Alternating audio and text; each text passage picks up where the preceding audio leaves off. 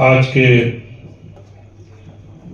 इस emergency meeting जो call की गई है, इसके हमारे अध्यक्ष, राष्ट्रीय अध्यक्ष सम्मानित कांचन कृष्णमूर्ति जी,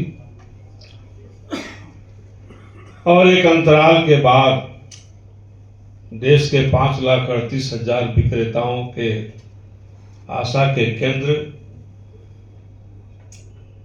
जो खुद से लड़ते हुए आज हमारे बीच में स्वस्थ होकर मौजूद हैं, हमारे आयरन मैन आदरणीय विश्वभर बासु जी, मंच पर मंचासीन हमारे सभी पदाधिकारीगण आए हुए, हमारे प्रदेश के और जिला कमेटी के सभी साथीगण, आप सभी का आज इस राष्ट्रीय समिति की केंद्रीय समिति की बैठक में हार्दिक अभिनंदन करता हूं। साथियों, आज की इस बैठक को बुलाने की आवश्यकता अनायास क्यों पड़ी? सबसे पहले हम इस बिंदु पर हम आपको कुछ कहना चाहेंगे।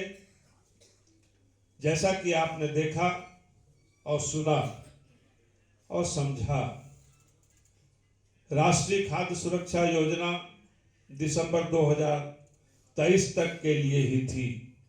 इस योजना को 5 सालों के लिए एक्सटेंशन दिया गया और अब यह एक्सटेंशन पर योजना आ गई, डायलिसिस पर आ गई।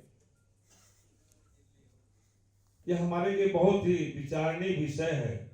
जैसा कि महामंत्री जी ने इशारा किया है, आपने इसे समझा होगा। और योजना तो बंद होगी नहीं।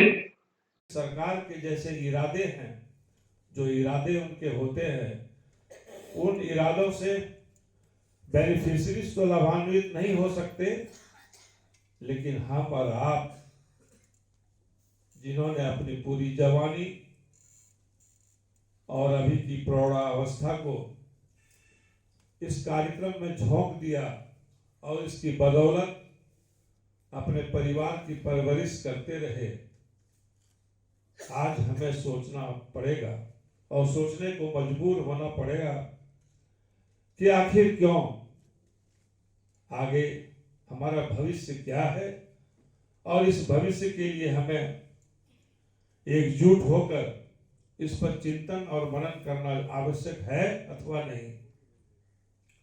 व्हाट्सएप में बहुत सारी बातें आती हैं। देश भर में कई 100 व्हाट्सएप चलते हैं, एक एक राज्यों में दर्जनों व्हाट्सएप चल रहे हैं, ग्रुप चलते हैं। और निश्चित रूप से अगर इस पर हम ध्यान दें तो हमारी स्थिति पागल बनने जैसी हो जाएगी। लेकिन यह बात भी बिल्कुल सही है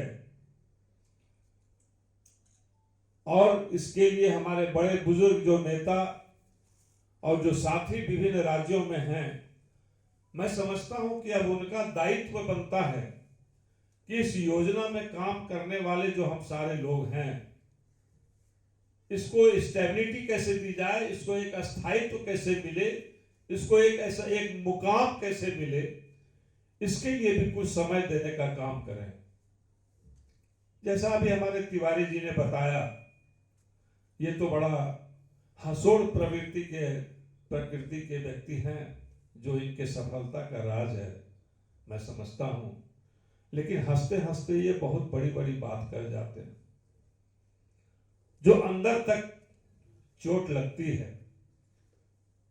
जो नहीं समझते वो नहीं समझते, लेकिन बहुत गहराई की बात इन्होंने बीच बीच में कह दी।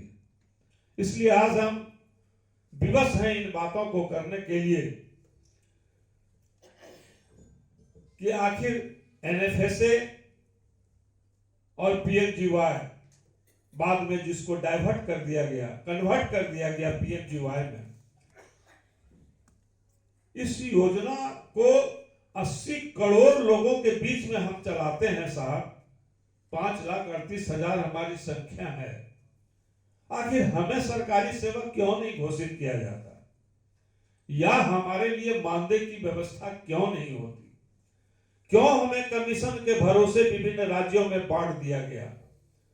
एनएफएसए का जब कानून बना, उसमें इस बात को रेखांकित किया गया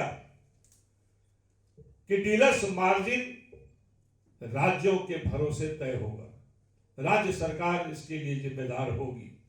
योजना केंद्र सरकार की और इसके मार्जिन को तय करेगी राज्य सरकार। कितना बड़ा मजाक है हमारे साथ।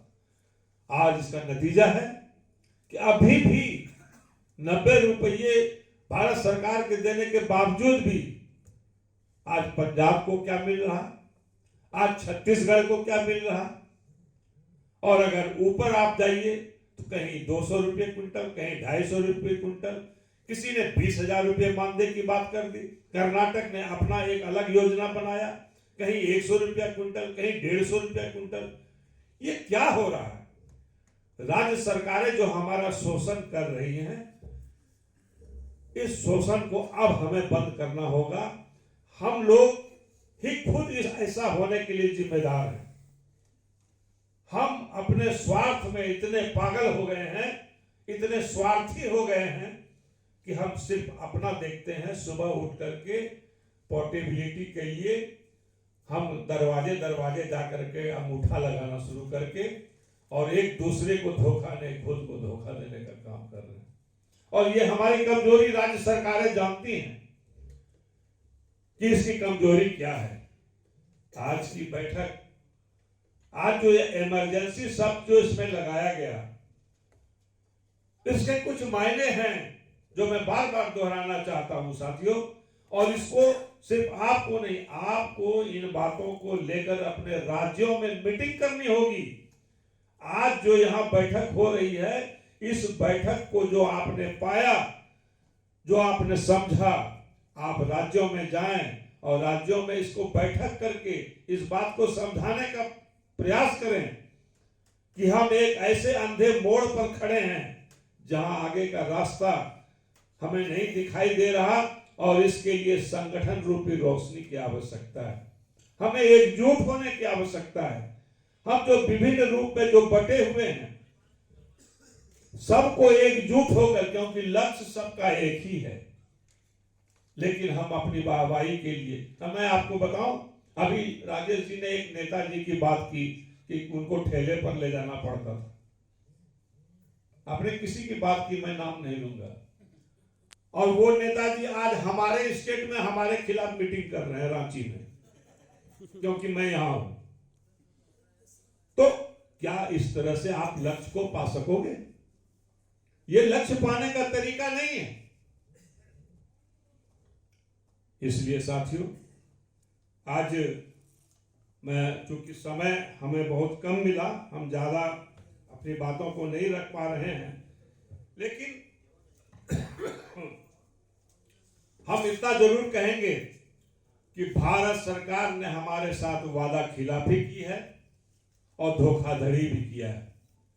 इसलिए कि जब ऑल इंडिया फेडरेशन ने पत्र लिखा, तालकटोरा स्टेडियम में जो कन्वेंशन हुआ था, उसके बाद भारत सरकार को जो चेतावनी दी गई कि हमारी इन मांगों को अगर आप पूरा नहीं करते हो तो हम दिसंबर में और जनवरी में हम इस तरह का आंदोलन करेंगे, रामलीला मैदान में जाएंगे, इस तरह की जो चेतावनी दी गई है, इसके एवज में जो भारत सरकार ने जो पत्र ऑल इंडिया फेडरेशन को भेजने का काम किया है, उस पत्र के बाद उसने साफ कह दिया कि यह राज्यों का मामला है, इसमें हम कुछ नहीं करेंगे। जिस पर इन्होंने सवाल उठाए तुरंत रिटर्न में, और इन्होंने प्रधानमंत्री जी को लिखा कि अगर यह आपका विषय नहीं था तो 20 रुपया आपने किस हैसियत से बढ़ाया? जो 20 रुपया बढ़ाया, आप उसको 200 भी बढ़ा सकते थे, 100 रुपये भी बढ़ा सकते थे, लेकिन 20 रुपये बढ़ा करके और आज आप कहते हो कि ये मेरा विषय नहीं है, इसका मतलब तुम्हारे नियत में खोट है। और आज यही आधार एक हमने बनाया है। जब आप 5 साल के लिए एक्सटेंशन अपनी राजनीति के लिए करते हो तो हम भी अपने पेट के लिए, अपने परिवार के भरण पोषण करने के लिए अब सड़कों पर उतरने के लिए मजबूर हो रहे हैं और आंदोलन की ओर अग्रसर हो रहे हैं। इसलिए आज की यह बैठक है कि आज हम कंफर्म करें। दिसंबर की बात जैसे थी, दिसंबर की बात इसलिए कही गई, कुछ राज्यों में, हमारे बिहार में, हमारे उत्तर प्रदेश में और भी अन्य राज्यों में, हमारे उत्तराखंड में जो स्थानीय समस्याओं को लेकर के जो आंदोलन की रूपरेखा खड़ा किया गया है, जिस पर फेडरेशन ने स्पष्ट कहा, कोई भी राज्य हो, अगर वह अपने हक और हकूक के लिए, अपने अधिकार की लड़ाई के लिए अगर वह आंदोलन करता है तो ऑल इंडिया फेडरेशन उसका सहर्ष समर्थन करती है। ये तो हमारी नीति है। लेकिन राष्ट्रीय स्तर पर, क्योंकि आज जो हम यहाँ खड़े हैं और आज जो हम और आप बैठे हैं, यह देश के 5,38,000 दुकानदारों के भविष्य के निर्णय को लेने के लिए बैठे हैं। इसलिए आज हमारी यह एक सोच बननी चाहिए और एक संकल्प लेकर के यहां से हमें जाना चाहिए कि हम जनवरी में उसके पहले बैठक करके और जनवरी में राष्ट्रव्यापी हड़ताल करने का काम करें और उस हड़ताल को हम रामलीला मैदान तक लेके चले आए। जो हमारी शुरुआत होगी वह हड़ताल का समापन हो या उसका एक्सटेंशन जो भी करना हो, लेकिन वहां 1 तारीख से हम करते हम 16 तारीख को हम दिल्ली पहुंच जाएंगे। फिर दिल्ली में हम निर्णय करते हैं कि इस पर क्या हमारा होगा और नहीं होगा, क्योंकि अब इस पर जो है हम ज्यादा समय अब सरकार को नहीं देना चाहते। फिर उसके बाद आ जाएगा आपका आचार संहिता लागू हो जाएगा, चुनाव आ जाएगा, तो सारे लोगों के बातों, हर लोगों को अगर उनके आकांक्षाओं को भारत सरकार पूरा कर रही है तो यह हमारा भी दायित्व बनता है। क्योंकि यह भारत सरकार की योजना है, इसलिए हम उनके झांसे में आने वाले नहीं है। हम भारत सरकार पर दावा ठोकेंगे और इसके लिए रामलीला मैदान में आएंगे और उसके पहले राष्ट्रव्यापी हड़ताल हमें करना होगा। आज हम इसका संकल्प लेकर के यहां से जाना चाहते हैं। आप हाथ उठाकर हमें समर्थन दें। क्या हमारी बातों से आप लोग समर्थन दे रहे हैं पूर्ण रूप से? चलिए, बहुत बहुत धन्यवाद। तो साथियों, आज बस अब हम ज्यादा नहीं बोल करके हम दादा को हम हैंड ओवर कर रहे हैं कि वो फाइनली वो अपनी बातों को रख करके और हमें एक डायरेक्शन दे दें और जल्द ही उसको मिनट्स में कन्वर्ट करके 2-3 दिनों के अंदर सभी राज्यों को भेज दिया जाएगा। मिनट्स में आपको पूरा प्रोग्राम दे दिया जाएगा कि आपको कब कब क्या क्या करना है। यह आपकी जिम्मेदारी है कि अपने अधिकार की रक्षा के लिए और फेडरेशन के प्रतिष्ठा को बचाए रखने के लिए और अपने आगे के भविष्य को संभालने के लिए आप जो है संकल्पित होकर के यहां से जाएं। इन्हीं शब्दों के साथ जय ऑल इंडिया फेडरेशन जिंदाबाद।